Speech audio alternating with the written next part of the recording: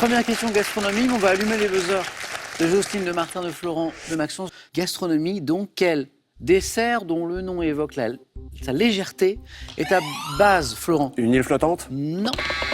De Martin. De La mousse au chocolat? Ouais, j'ai buzzé, moi. Bonne réponse. C'est Martin qui avait la main, Jocelyne. Vous l'aviez aussi, la mousse. Vous avez buzzé en même temps. Et puis Martin a dû être 1/1000 de fois plus rapide. Il a pris la main. Vous aviez toutes les deux la mousse au chocolat. Donc, je reviens à la question. Légèreté, île flottante, ça pouvait marcher. Mais après, la question disait à base de chocolat fondu. Là, il n'y avait plus de doute. De jaune 2 et de blanc monté en neige. Martin, 1 point. Pour cette première question. Donc, celle-ci, elle vaut 2. Et c'est de la littérature. Au XVIe siècle, quel écrivain affirmait que la vraie science est une ignorance qui se sait? C'est joli, Martin? Pascal? Non. Dans ses essais. Essais. Montaigne. C'est Florent qui a la main. C'est Florent qui a la main. Montaigne? Bonne réponse. Attention, Jocelyne, ne pas répondre si vous n'avez pas la main. Ah bon. Parce que vous risquez de souffler éventuellement, même si Florent, je crois, avait Montaigne. Mais quand vous aurez la main, je vous interrogerai. Et, parce que tout le monde buzz en même temps.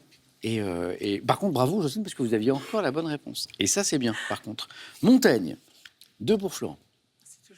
Architecture pour 3 points.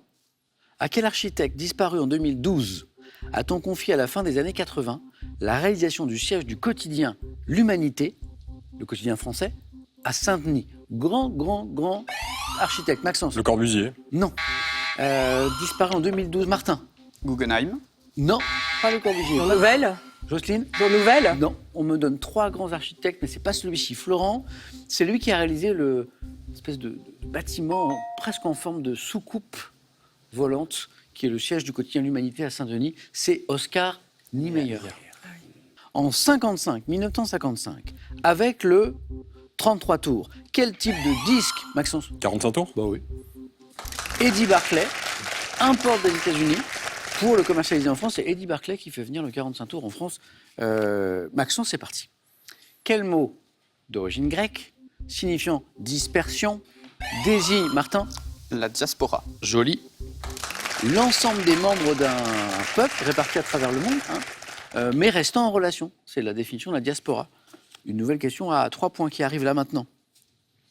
C'est une question animaux. Quelle espèce d'iguane arboricole est représentée par des individus capables de courir, Martin? Le basilic? Ah oui, vous le saviez. Ça court super vite. Sur l'eau, je crois. Et il marche sur l'eau. Et pourquoi il arrive à marcher sur l'eau ou à courir sur l'eau? À cause de ses pattes, Alors, j'imagine? oui, alors c'est surtout parce qu'en fait, Il va très court vite. très vite. Oui. Et comme il est très léger, Très peu de contact. et ça. exactement, Florent. Oh, Florent, il a fait de la physique. Pas du tout, pas du tout.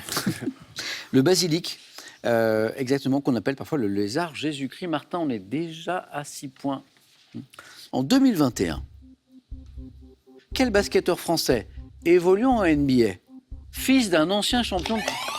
Florent. Yannick Noah? Joachim Noah. Joachim Noah. Bonne réponse, oui. Ah, J'ai pas le prénom, on m'a dit pas le prénom.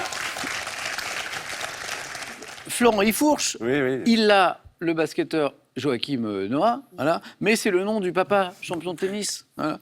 Et donc pourquoi 2021? Parce qu'en fait, Joachim Noah a annoncé en 2021 la fin de sa carrière sportive. Voilà. Maxence, bravo. J'ai vu que Jocelyne l'avait aussi.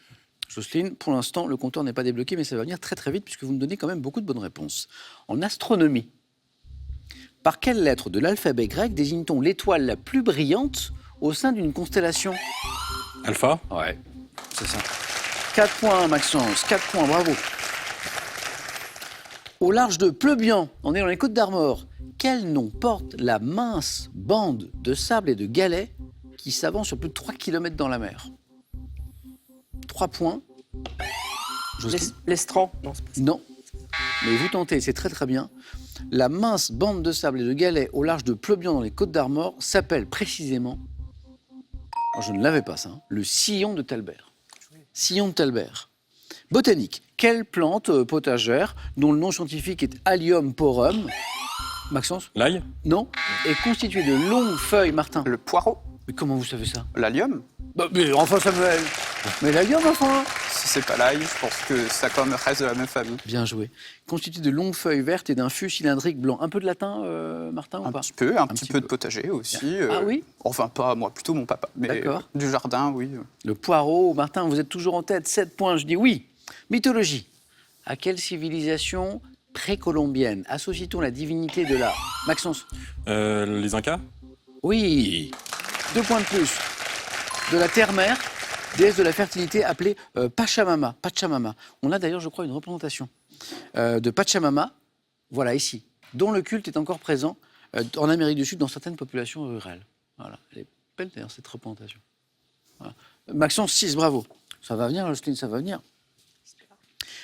Gastronomie turque, dans la cuisine turque, quel beignet farci de fromage de lait de brebis, Martin? Le samoussa. Non. Et façonnés en fines quenelles, sont servis comme amuse-gueule. Cuisine turque, beignet, il y a 3 points à gagner. Ça vous dit quelque chose?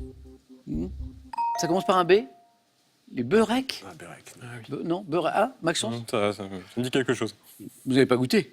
J'ai dû goûter Si, quand même. peut-être. Oui, j'ai dû goûter. Les beureks. B-E-U-2-R-E-C-K-S. De la BD maintenant.